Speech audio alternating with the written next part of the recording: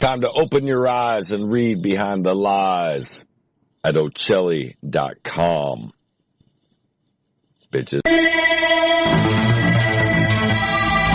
should learn from our relatively recent history, my brother. That's where I'm coming from. I say all power to the people. And now, the most underrated voice in all media. Ocelli. What? Ocelli. Ocelli.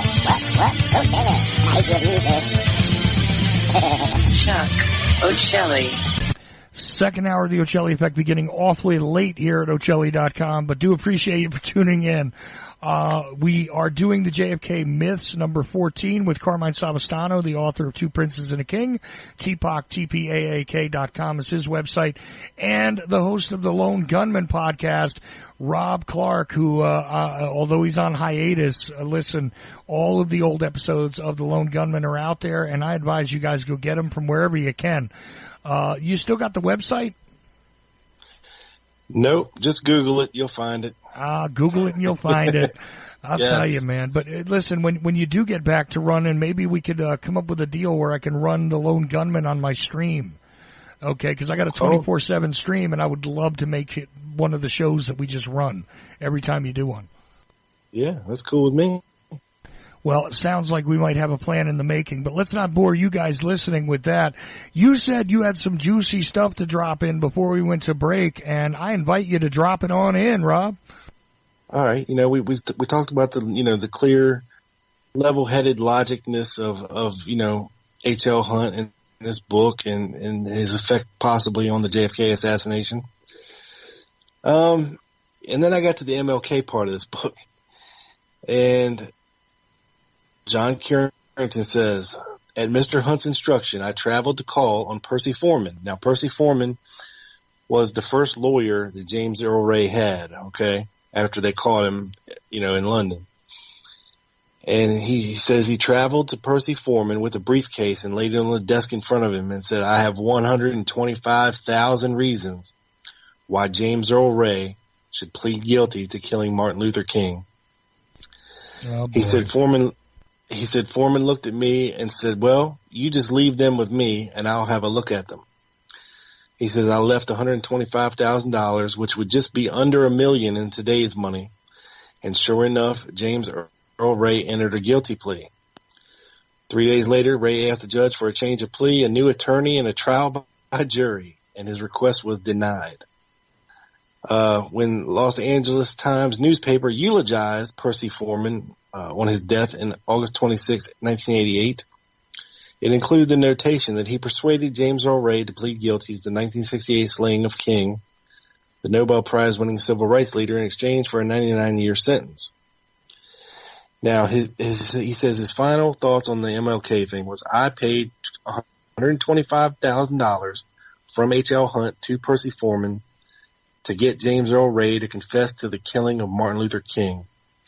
Although that is exactly what happened, Ray soon recanted his confession, and to this day, the King family believes that he was innocent of the murder. And then he asked a hypothetical question, why was it so important for Mr. Hunt to have a confession from Ray? He again attributed it to him being scared that somehow Ray could have possibly been influenced by his sphere of influence, and the things that he was saying on his show. I mean, he even went so far as to go back and have tapes destroyed of previous shows that he did about Martin Luther King, and just have them destroyed, burn up, ripped up, and basically gone forever, the original tapes. I touched on the thing about Bobby Kennedy and the $40,000 and they staying at the Ambassador 2 weeks before he was killed.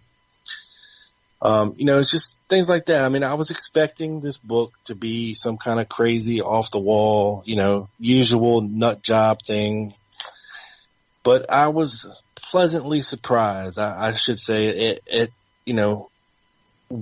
what it included. There's, other than that, of course, there's no proof of it. Well, yeah. James Earl Ray did confess initially to killing King.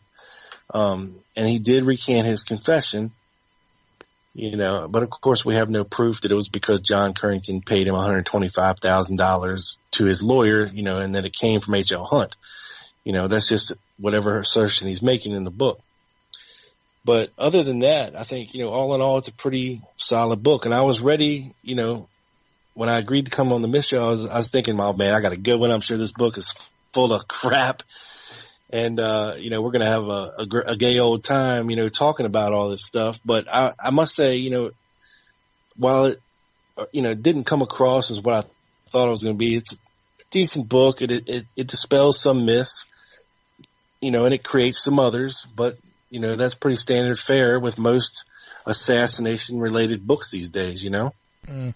Well, I don't understand the logic behind buying James Earl Ray's confession here exactly, unless the suggestion is it's to cover up who the real culprits were. I don't know. Look, to me it sounds like it's not a very exciting piece. I mean, it might be interesting though, and doesn't necessarily do a whirlwind of damage like most of the things we wind up talking about on these shows. So it's interesting though. I appreciate it, Rob. Kind of tame for you bringing this one forward, but I thought I had a juicy one, man. I thought it was going to be a good one, But hey, look, I must say they can't all be winners. Well, Exactly. yeah, not every diamond is named Hope. Okay, so That's right. Well, and you can only have so many number one freaks of the week until eventually you're going to find one that just a little bit weird, not totally. Yeah, I mean crazy. it's an aspect of the assassination that nobody really talks about much, and that's part of the extreme right wing that was going on in Dallas at that time. I'm sorry. Go ahead, Rob. well, No, I look, was just saying it's just part of the political atmosphere of the time. yeah, and listen, few extreme things right are wingers were. Yeah. few things are going to match up to the homosexual thrill kill thing that somebody mentioned in the chat room. Where Jeez. There's a future one. Yeah, we're definitely going to have to tackle that one in Myths 15 after the summer's over. So There is a book out there, and it's either called that or it addresses that. I've seen it. yeah, well, it's been a speculation over the years because in the in the universe of Lee Harvey Oswald, there are an awful lot of gay men, that keep coming up in various places. So, there's a reason for that. He's even been accused of being a little swishy himself, and Ruby too. So Well, Yeah. and some of the things, listen, there's a lot to speculate on there, but that'll be in Myths 15. So we'll leave it at that. Carmine, I've been holding you back this entire time. It's okay. Can I throw in one last thing about the thing? I want to say thank you to you and Rob because you guys do actually, though I have read a handful of books, the ones usually that Judy's that I'm debunking. You guys do, as where I attempt to do the lion's share of document research for as many of us as I can, you guys do the book research. So I really appreciate that because God knows I don't have time to go through all the documents and try to go through all the books too, which you've both reported to me largely. There are the good ones that are out there and there are the extremely bad ones, but most of them are 70% the exact same thing. Well, you'd much rather do monotonous research as opposed to torturing yourself intellectually, which, Rob and I are a little bit sadist in this way. We like going and saying, oh, this has got to be ridiculous. Let me read this. This is what you see, he agreed with me. This is one of the things we do every now and then. Yes, we look for good books, but we also go, oh, this has got to be truly, absolutely insane. Let's see if this has even got full sentences in it. Oh, it is. Yeah. Great. I can read this and hurt my brain. All right. So this is what we do. Carmine, I ask for your contribution and I'll try and let Rob comment on it because now we're almost halfway through the second hour and I want to make sure we cover a few more things before we're done tonight. Okay. Well, this is a recent thing that I talked about a little bit or said I was going to be doing a new article last show that we did together. And the name of the related article, it'll be listed in the with links to all the evidence, and it's called "Note the Chain." And basically, those involved in the research of documents in the Kennedy case, no doubt, often come across wholly deceptive and mythical claims started by officials or members of the public that have evolved over time into what some consider reliable but lacking all verifiable evidence. The problem would seem to be a stark belief in the proffered ideas of each side by their advocates. What actually proves to be the facts do not often sway those wholly committed to a theory of Oswald's guilt or innocence, because facts are unyielding to desire. And the silencing of valid questions is not as easy as silencing a detractor. A sure way to combat any unfounded belief that relies on just a portion of the facts is by subjecting them to serious criticism in comparison to the evidence. Perhaps the most damaging claim a government official can make is verifiably false ones. Those indeed are the motivation, and the motivation for deception can be debated and might rely on multiple factors, some of which, like national security, can be justified in proper circumstances. Several official excuses, however, cannot be so easily defended, hence the need to lie. When enough official deceptions can be documented relating to a subject, it reasonably causes advocates to wish greater declassification, and critics in the public to mistrust future claims, and demands for greater transparency usually follow, which is counter to the entire reasoning behind official deception. Perhaps officials would face less public outcry if they reserved deception for only justified instances. One more recent example of some officials being mistaken and others lying are the claims of Lee Harvey Oswald not encountering repeated CIA-connected people on his first day in Moscow, seeking to distance itself from Oswald for whatever reason. The agency, the Central Intelligence Agency, and several people connected to them repeatedly denied multiple official investigations information. Among directly those affecting Oswald's actions in the U.S. Embassy in Moscow was official John McVicker.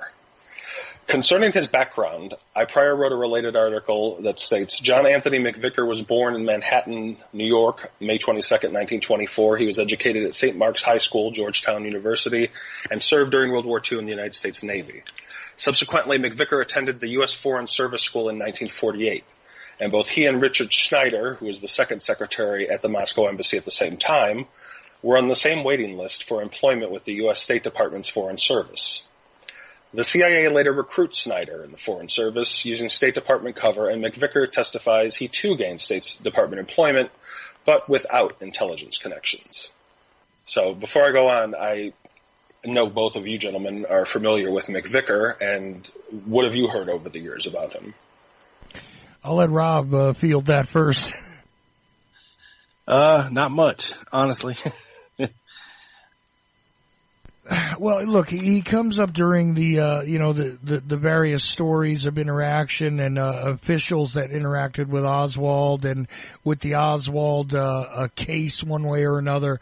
But he really has never been a featured player. He's just one of these guys that happened to be there, right? So yeah, I've always heard more about Snyder than McVicker. But yeah, I was just going to say Snyder is usually the guy that you hear from. Yeah. So, and I agree with you. Snyder was the second counsel, so he was definitely the ranking person. McVicker is often referred to as his assistant. Right. And yeah, largely he's overlooked, I think, because of the role he plays. He doesn't, Snyder seems to be, and even in McVicker's statement, we'll discuss in a little bit, Snyder seems to be actively pushing Oswald to complete his defection.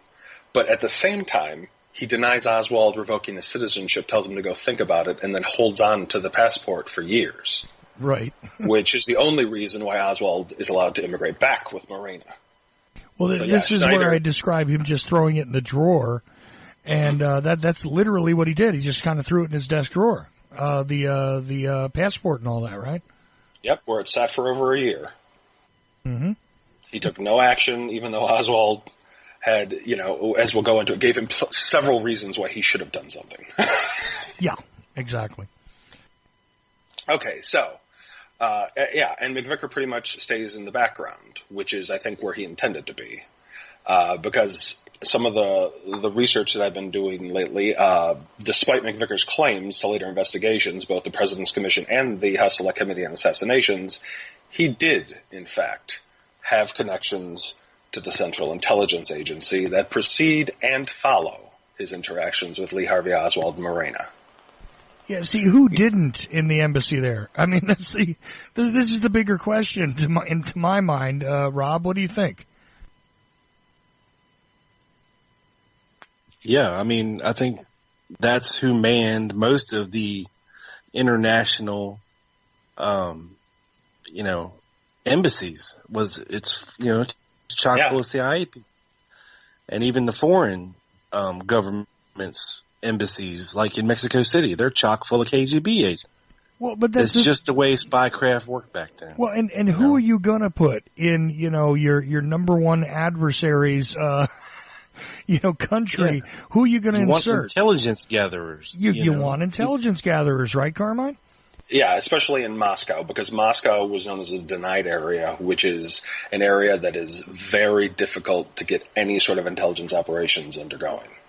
It actually had its own thing called Moscow rules, where, you had to use very specialized ways so you weren't caught, because that's all they were doing. I mean, they found, I think when they rebuilt the embassy at one point and then put in a secure area in the top, because they found in the original embassy there were bugs everywhere, in every floor, in every office. All the workers were probably being watched like hawks, And that's another thing too, is they had to worry about, they actually a lot of times had to import workers in, because all the Russian ones would of course be working for the KGB or the NKVD. Right. So what are you going to do? Standard fare. Right. I mean, and this would have been the case whether Oswald was, pre-planned or not. I mean, he was going to encounter CIA people, at the American embassy. It's just that simple. Exactly. And he did, despite the denials, right? Yeah, well, and that's the big, I think, that makes this a different issue. It was, and, I'll go into the specifics, but it would have been normal for him to encounter a CIA person, no big deal. But it's what these CIA people did, and it's when that interaction went beyond the embassy that I think is very notable in Oswald's case. Fair enough. Yeah. McVicker, years before his application to the U.S. State Department's Foreign Service, was the longtime friend of a CIA agent using the cryptonym Unmoved in 1949. This is from one agency's document. The file concerning McVicker stated that Unmoved suggested that McVicker be employed by the agency in 1949 because, quote, the subject appears to be the type of individual which might be ideally suited to fulfill certain valuable operational assignments, such as spotter for other high-level potential agents. This was due to McVicker's seeming ability to befriend nearly anyone in several countries across the world via his business dealings. Quite interesting is a line that states, quote, it is our thought that perhaps subject's unusual personality and in the cover job he now occupies could be exploited to advantage by this station and the organization as a whole. Cover job he now occupies. There you go. Now, I'm not saying that in itself, we have much more evidence to add to that. But that, I think, is an inference that perhaps he was undertaking something at the time, even as a contact. I'm not saying he was a spy or anything, but he was filtering information back to Unmoved. Right. So, anyway, it's just the constant denials are the fun part of this, really. Patricia Johnson, for instance. Yeah. Priscilla, don't do that to me. You're going to make me say Patricia again. Oh, I did it again, didn't I? Priscilla Johnson. I'm sorry. I keep doing that. Whenever I type it out and I write Patricia, I'm like, damn it, Chuck. It's my fault. And it is. Priscilla Johnson, Priscilla McMillan, Johnson or Johnson McMillan, who cares? Point is, I had nothing to do with the CIA. Yeah, you did. And, it's just, what are you going to do with this stuff? I mean, it's funny because some of the people that were thought to be outlandishly speculating for the longest time, turn out to be accurately, assessing these individuals as connected to the agency, which is funny stuff to me. Meanwhile, somebody, entered into the chat room about this character that Rob was talking about. Let me roll this back a second. There's apparently something in Weisberg's archives also talking about Currington and Rothamel were selling info to Weisberg on H.L. Hunt, I guess, as a scam. That's the other guy, was Rothamel. Yeah. who allegedly tried to buy a copy of the Zapruder film. Mm-hmm. Right. That was what was interesting to me, is that he's a guy whose name comes up in a lot of people's writings, in legitimate fashion and illegitimate fashion. Yes. Joan Mellon talks about him a bit and explains, what his, roles were in certain instances. But a lot of people have also, because of the Zapruder film thing, because, Hunt and Bird, they had trophies, right? And they would all, sit around, get drunk, and watch the Zapruder film while they had the window from the 6th floor depository, sitting in their living room, allegedly. All this kind of stuff goes around too, but, the reality is that, certainly there must have been some influence that came from there, and I don't doubt that a lot of people tried to sell information to Weisberg over the years, and, the mention of, Harrison Livingstone in that Chatters, sentence, my God, man, that guy's a story in and of himself. So, there's a guy I knew, thankfully he's dead. Okay, Carmine. Yeah, I'd say that. I just want to say one thing, and it doesn't matter in this case or any case. If you buy your information, it's probably not valid information. Oh, there you go. If someone really wants to help, if someone really wants to change this and make some historical definitive claims, you shouldn't buy anything. It should just be given freely to the public. They can do a book tour and make money all sorts of other ways. They don't have to charge you for the evidence. Well, right, but Weisberg had become approached by so many different people over the years, offering inside information, offering documents, offering, you name it. Weisberg, for his many mistakes, did a huge amount of work collecting just information in general over the years, and you could take a look at it at I think it's Hood College has it, and some of it's accessible online now, I believe. Yeah, there's a lot of it. I've gone through that, and there is some really good stuff in there, and then there's some other stuff, but you're going to get that pretty much wherever you look. Well, right, but given that, the time period in which Weisberg was working, I mean, this was a guy who was a true believer too, who was, literally physically printing books out of his house and putting them together, by hand before he shipped them out to you. I mean, this dude was in it for, I do believe, absolutely legitimate reasons. He made his mistakes as well, but a lot of the earlier researchers did. Well, we all are going to at some point. And we we're all all do. not going to be right about everything. And we all do. Yeah, it's the people who won't change after they know they made the mistake that are usually the problem. Right. Well said. Yeah. And go ahead, Carmine. Do you want me to continue, or? Well, yeah, we've got a little more show left, so I mean, okay. let's squeeze in what we can. We started a little bit late and took a break. Well, I have late. some more from McVicker. Go ahead. Okay, so the KGB targeted McVicker in 1961 with a honey trap, using a foreign woman operating under an alias, hoping to blackmail him. What's her name? Marina. No, it wasn't. Okay. I think it was. I can't remember. No, it's okay. It's like Natasha or something like that. But Russian intelligence spending additional resources on McVicker and believing he was connected to American intelligence in 1961 affirms his relationship with the CIA is a reasonable suspicion.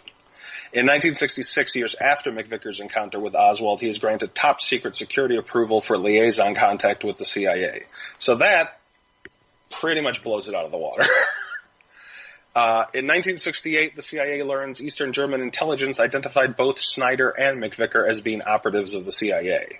Unlike many documents, when accusations that are false are denied, usually with other evidence to support the CIA's contention internally, these documents are matter of fact, and no denial is contained in either. Evidence would utterly refute the claims on the record by McVicker and multiple officials that he did not possess any intelligence connections.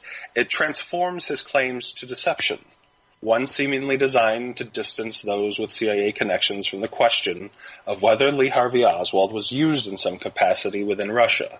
Conversely, it strengthens the doubts about official integrity and honesty regarding these and other issues. These denials cement the reasonable doubts that Oswald alone conceived of his every deed.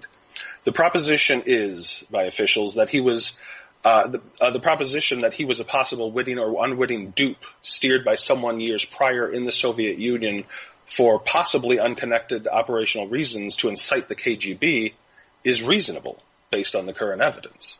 This, too, would increase the possibilities as a known quantity he could later be used by someone else within or without the intelligence community.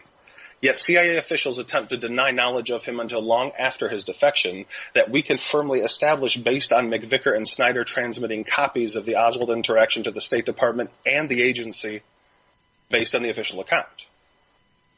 So that's just absolutely not true. I know that's been stated by people like Bill Simbich and John Newman and, other people who have done some great work before. But, I mean, that is the case. They've been right. They're right. The CIA knew October 31st, 1959, or whenever, maybe the next day when McVicker sent out the telegram that went to all the different agencies. They knew what he was doing. Right. They knew he arrived in Moscow. They knew what was going on. So, with each additional intelligence connection, the agency's denial of any important knowledge of Oswald and that he had no connection to any of those surrounding him grows more unlikely and does not enjoy the support of definitive evidence. The many problems and stark contrasts the record contains in comparison to the agency's claims is notable. Consider the original story offered by officials that it was inconceivable the CIA would lie to investigators and would use someone like Oswald. As time passed, and the sterling gleam of official pronouncements fades, Richard Snyder is identified as being a CIA employee. While Snyder was the primary official dealing with Oswald, it is not uncommon for the agency or former agency employees to use embassy cover. Critics believed this is just one person. Officials likely offered it was an aberration, and conspiracy advocates were just too concerned with the case, reading into a single connection being important.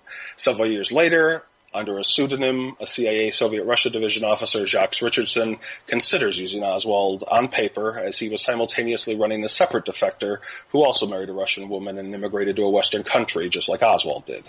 In fact, Richardson noticed a dozen cases of such instances that bothered him and others in the agency. He was concerned it was a series of honey traps set up by Russian intelligence to have agents in place within Western nations. A decade later, we now have established that the reporter and author Priscilla Johnson McMillan was also a CIA contact, and used by them before and after Oswald's interactions with her at the behest of John McVicker. Now the evidence verifies that McVicker, too, had connections to the CIA long before his contact with Oswald and was officially used by them years later. Thus, every person Lee Harvey Oswald had extended interactions with October 31st, 1959 at the Moscow embassy and within his room at the Hotel Metropole on the first day in Russia have established CIA connections. Well, wait a minute now. There may have actually been a bellhop or something that was connected to. There might be another guy, that we don't know about. But I'm saying no matter what, everybody he talked to at length that day was connected to the CIA. You're right. Okay. Most of them lied about it. Fair enough. Your thoughts, Rob? Well, I mean, it's undeniable. I mean, and it makes sense. It's logical that we would have in place in our embassies, especially in Russia, CIA, undercover, intelligence assets. I mean, it just makes sense. And and like Carmine said, I mean, they admitted it. And, of course they're going to deny. But when we have the official documents to say, hey, these guys were, well, there you go. And we know now that Priscilla Johnson was too. And there's no denying it. And whether or not that, puts Oswald either unknowingly in the middle of something that was going on over there or knowingly that was going on over there, we still don't know 100% either way yet. But it's interesting. It's something to think about. For sure. And you certainly would want to make sure you had those sorts of assets in place if you're going to run a false defector program, which I am satisfied that they were running. As for whether Oswald was part of it, it does seem likely that he was part of it, but not an absolute fact. But again, useful idiots, right? I love that phrase, which Larry Hancock points to as literally in the Russian literature regarding KGB recruitment. Oswald could have easily just been a useful idiot, or he could have been a knowing pawn in the game. But either way, he's certainly on the board. And that's all there is to it. I mean, you can't make a claim otherwise, I think, Rob. In the last 10 minutes here, Carmine, is there something that you would like to get to or something Rob would like to throw in before we're done here tonight? Well, if you don't mind, I got a little bit more McVicker, and then, whatever you guys want to talk about is fine. Well, what do you think, Rob? Should we go further into McVicker, or do we need to go somewhere else? No, rock on. All right. Okay. Rock on. Nice. Well, indeed, over the course of years, I just want to counter an excuse that's going to probably be offered by some of the people who don't want to believe that McVicker, like Johnson and Snyder, were all connected to the CIA. So, over the course of years, an official proponent might claim, based on the circles Oswald traveled in, he might stumble across an intelligence operation or a few agents, which is true. But the Moscow embassy events occurred in roughly 24 hours.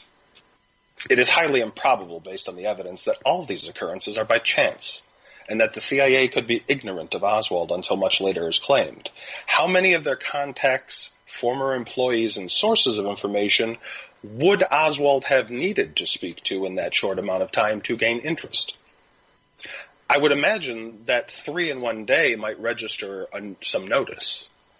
Another factor of interest is that the steering I referred to earlier, if all the interactions had occurred in the embassy, officials could at least claim it was during the course of regular business. They could purport those who believed Oswald was overly influenced by people in the embassy were mistaken. Yet we have the testimony of McVicker that second counsel Richard Snyder did seem to push Oswald to defect and remain in Russia. We also have McVicker, out of asserted concern, suggest a local hotel to Oswald and then dispatch Priscilla McMillan to interview him outside the embassy. We are no longer in the territory of simple explanations. A single encounter that can be attributed to Oswald's self-determined appearance is not what happened. The extent of the contact now reasonably extends into possible steering, with the appearance of McMillan at Oswald's hotel room. The most central reason for intelligence organizations to exist is to gather intelligence on possibly useful targets or agents, commonly known as spotting. McMillan then conducts a lengthy hours-long session with Oswald that would later help support the official story. The next evening, McVicker and McMillan dine together, and she reports her encounter with Oswald akin to an intelligence debriefing she received from CIA agent Gary Coit during the 1960s. Snyder and McVicker would subsequently aid Lee and Morena in traveling to the United States, despite all the information they had on Oswald being a defector who allegedly stated he would tell military secrets to the Soviets and then attempted to renounce his citizenship. McMillan and McVicker would each lie repeatedly to the public, and multiple investigations about their intelligence ties. None of this was mentioned to the President's Commission or to the House Select Committee on Assassinations. Officials, reporters, and witnesses, no matter if they are critics or advocates of conspiracy, can all lie. And these did about essential facts that would not require legitimate concealment in a private official investigation. And even as we speak today, McMillan is still, dragged out of the, out from under a rock every single time they do a segment, it seems like, in a documentary related to the Kennedy assassination. Oh, well, I knew both Jack Kennedy and Lee Harvey Oswald personally, and they never mention that she was a asset. There's some people that when I mention it in groups online and various social media get upset and say I'm lying. And then I'll give them the evidence, and they say they don't believe it. Well, then, you know what? You're just as bad as the worst of the fringe conspiracy people. You're just a conspiracist for the officials. Yeah, right. I mean, you believed the official conspiracy. Don't you find that remarkable, Rob, that every single time you see one of these documentaries, because I know you're, again, probably a media consumer much like me, you go, all right, I know this is going to be another ridiculous, are they going to blame it on Russia? Are they going to try and follow through a bunch of, crappy conspiracy theories and debunk them? Or are they just going to do a completely sanitized version of the assassination? Let's watch. You do this, right? When you see a new film or a new TV segment pop up somewhere, and inevitably you're confronted with, Priscilla McMillan, who shows up and it's like, and here's the woman who knew both Oswald and Kennedy, right? Oh yeah, for sure. I mean, when you think about it, when this just bolsters the claim that the CIA was watching this guy. I mean, if not before October 31st, 1959, then certainly every almost every day afterwards. Even after he comes back to the United States, you've got the CIA assets sniffing around him in Dallas, in New Orleans. The guy was even at Atsugi Air Base, which is one of the CIA, spy schools, or not spy schools, but one of the base, where they were doing secret stuff out of. Yeah, it was the base for the U-2 flights, which at that time was not a well-known thing. Quite honestly, still had its secretive nature to it and all that. There is the concept that, maybe Oswald was willing to share what he knew about U-2 flights, and maybe there wasn't a lot to it and all that. But, certainly he was somebody who had a clearance at one point. He was somebody who had some information, and he maybe wanted to trade on it. Now, whether he was influenced to do that by somebody else or he came up with it on his own is still an open question in my mind.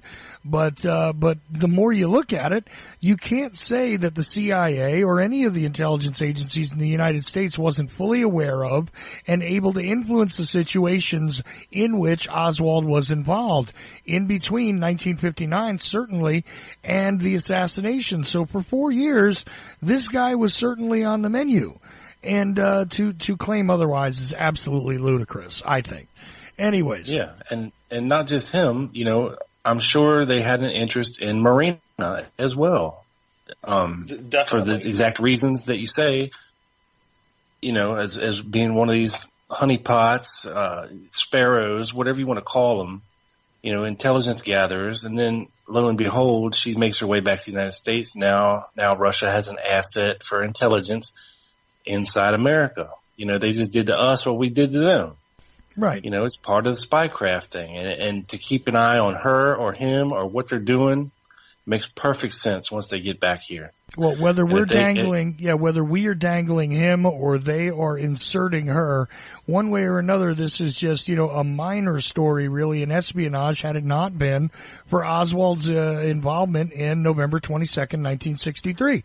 It would have just been one of many stories that probably nobody would have taken notice of. It was just part and parcel of what went on during the Cold War and the exchange of activities between the intelligence agencies of the time.